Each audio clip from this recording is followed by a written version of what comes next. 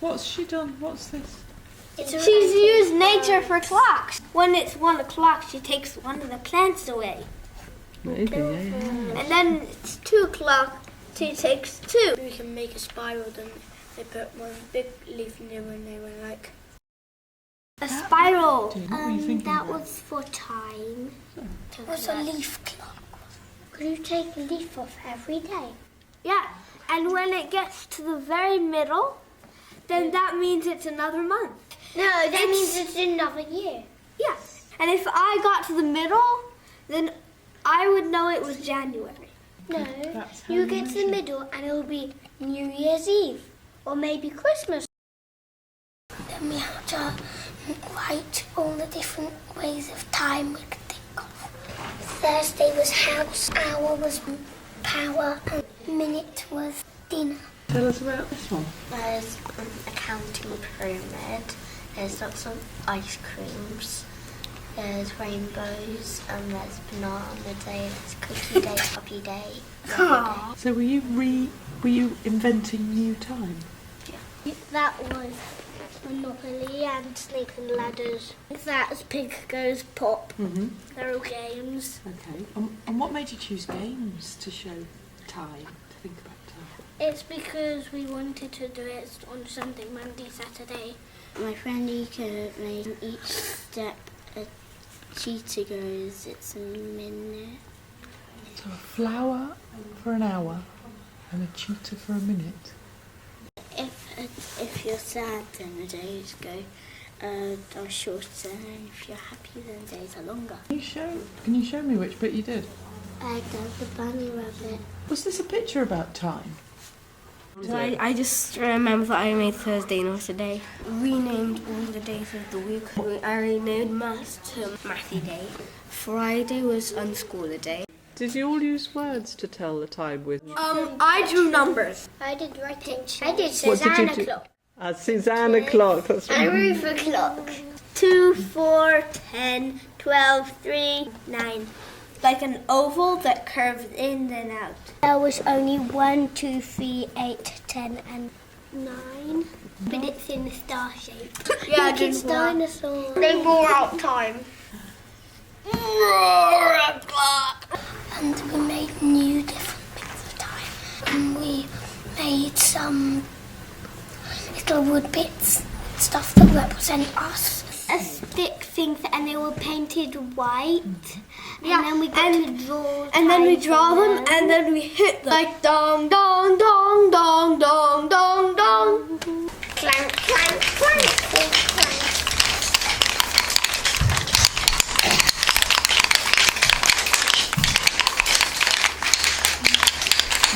It's like TikTok and clock go TikTok. And it was, I think we called it at the end, it was an ArtScaper minute, wasn't it? Do you remember that? We made It's up about time. like 56 seconds. We can make our own time. Is there anything you would change about time?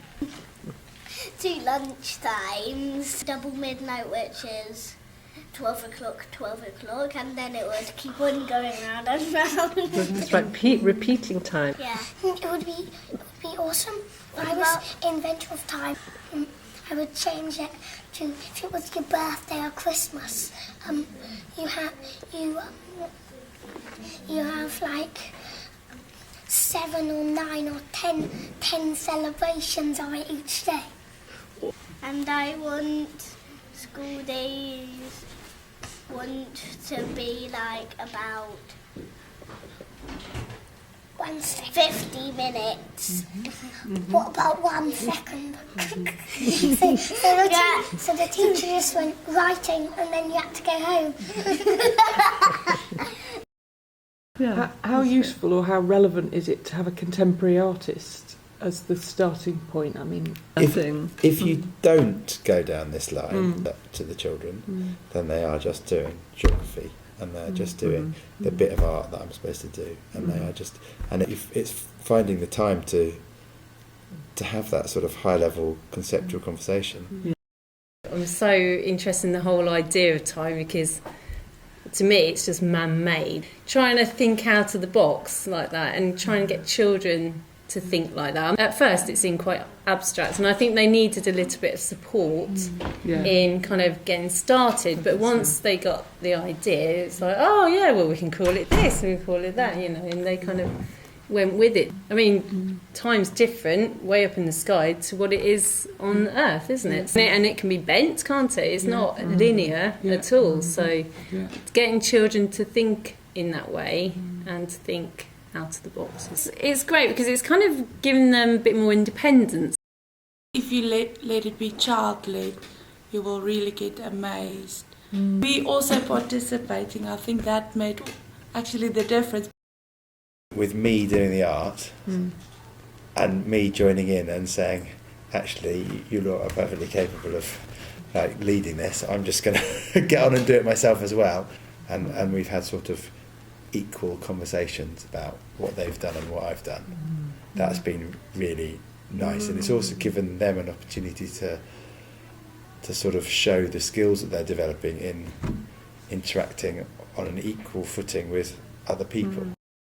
From what Lisa was saying, just listening to them, it's able to her to sort of reach into so much more of them. Most of the things that we have, the experiences that we have, are somebody coming in and telling us how to do something. But this is different. Everybody's opinion is valued and is of equal worth. I mean, the children have learnt loads about themselves and about working with their friends and about how they can do things. But it hasn't felt like school. It hasn't, and the teachers haven't felt like it's teaching. It's like, It's more organic. It's an exchange. It's an exchange, but it's natural learning rather than structured. What we've been doing with you is a sort of conceptual tour. It's a tour. It's a tour of ideas, which I've really enjoyed. I'm just going to do ArtScapers at home. When I'm in class, people just say, no, you can't do this, you have to do that. And also ArtScapers, they just go like, oh, we can do this. Oh, yeah, this is a good idea. Let's do it.